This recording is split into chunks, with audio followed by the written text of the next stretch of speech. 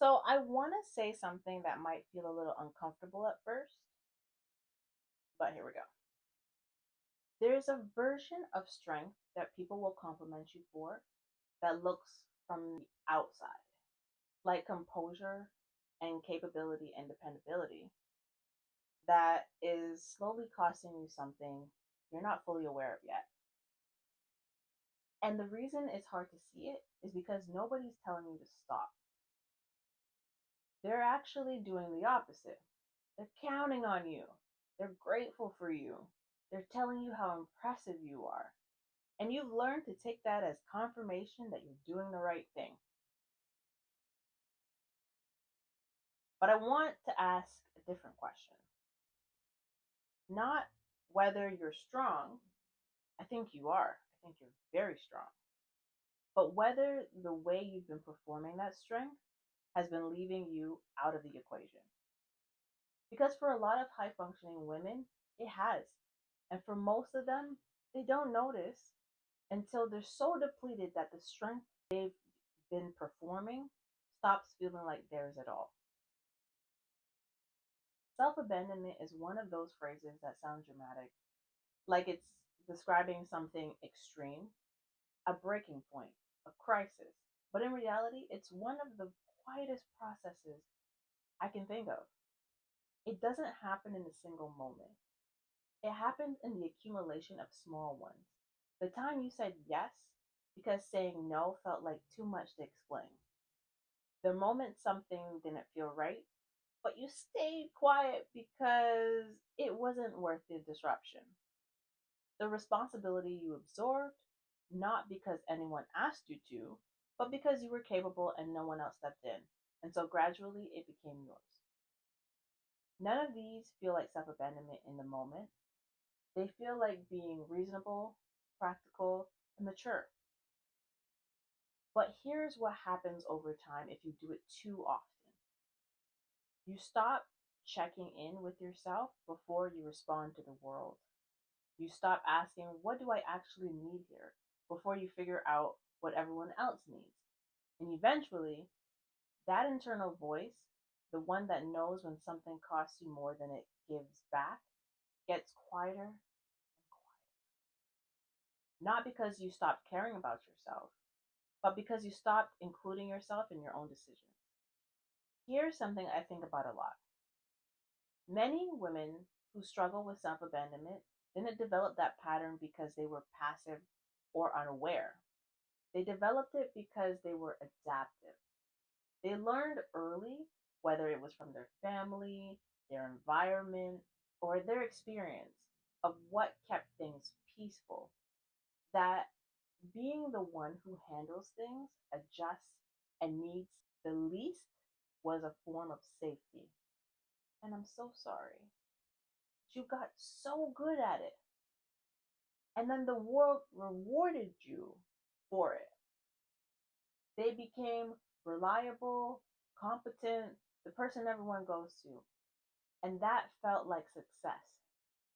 Because in a lot of ways, it was.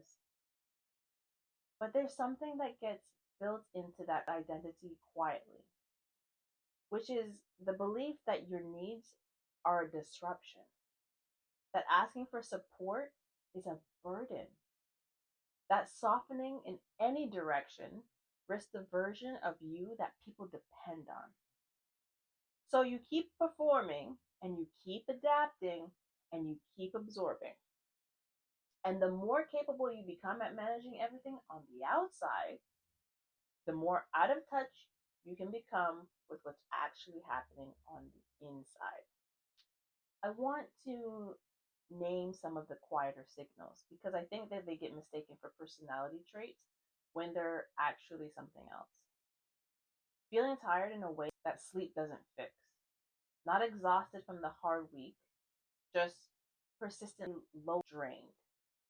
Feeling responsible for the emotional temperament of everyone in the room you're in, scanning for discomfort in other people before you've checked in with your own, saying, it's fine, with every conviction that even you believe it for a moment.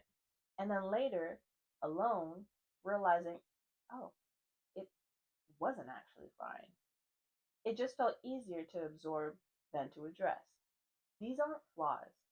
They're not signs that something is fundamentally wrong with you. They're signals, and they're worth listening to. So, the emotional cost of self abandonment isn't always obvious in the moment. It accumulates. It shows up as low level resentment that doesn't have a clear target because you're not angry at one person, you're just tired of a pattern.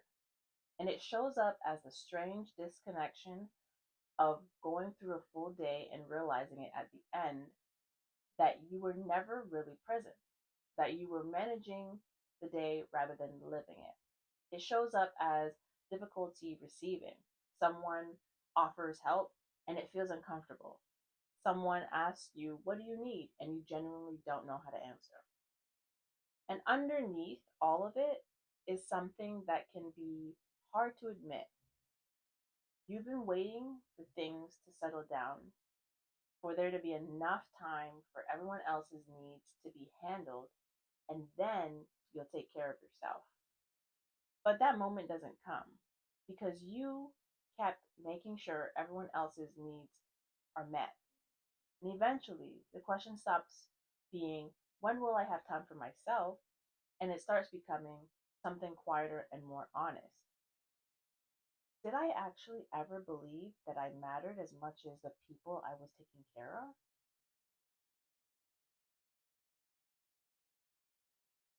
I'm not going to tell you to stop being strong. I don't think that's the point of the conversation. And honestly, I don't think it would even work if I tried. Being capable is part of who you are. It's not going anywhere. It's your strength. But I want to offer a reframe. Strength that doesn't include self awareness isn't actually strength, it's endurance. And endurance has a ceiling. It runs out, it depletes. And when it does, the person who relied on the version of you that never seemed to need anything are often completely unprepared because you never showed them that you did. Real strength, the kind that's actually sustainable, includes knowing when you're at capacity. It includes being honest about that with yourself first and then with the people around you.